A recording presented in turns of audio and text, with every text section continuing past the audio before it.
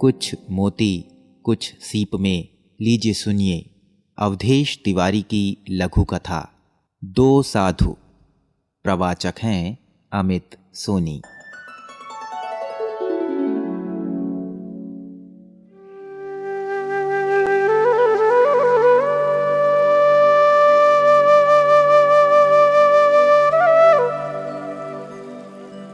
वे दोनों साधु थे। दोनों गैरिक वस्त्र पहनते थे। एक का नाम था आसक्त तथा दूसरे का नाम था विरक्त। आसक्त धन कमाने में विश्वास रखता था तो विरक्त धन छोड़ने में। आसक्त बड़े बड़े पदों की सीढ़ियां चढ़ने के लिए दीवाना था तो विरक्त पदों से भागने के लिए उत्सुक बना रहता था। आसक्त सीधा खड़ा होकर बातें करता था, विरक्त शीर्षासन लगाकर बातें करता था। धन देखकर आसक्त के मुंह में पानी आ जाता था और धन देखकर विरक्त घबराकर आंखें बंद कर राम राम जपने लगता था।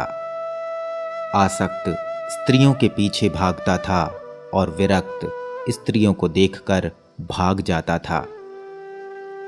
वे दोनों साधु एक दूसरे की ओर पीठ करके बैठते थे। इसी बीच वहां एक तीसरा साधु आया। उसका नाम था अनासक्त। अनासक्त वे सभी काम करता था जो आसक्त और विरक्त दोनों करते थे।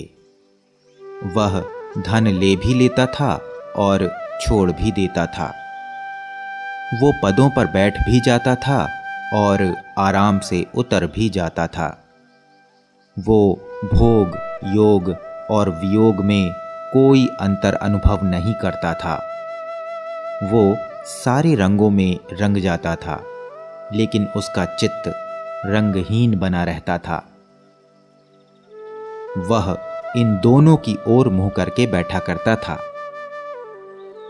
अनासक्त दोनों साधुओं की बातों को सुनकर हंसता था, मुस्कुराता था और दोनों से बराबर प्यार करता था। लेकिन गांव के लोग तीनों साधुओं में अनासक्त को ही सबसे अधिक प्यार करते थे।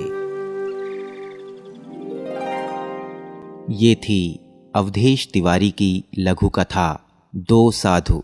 प्रवाचक थे अमित सोनी।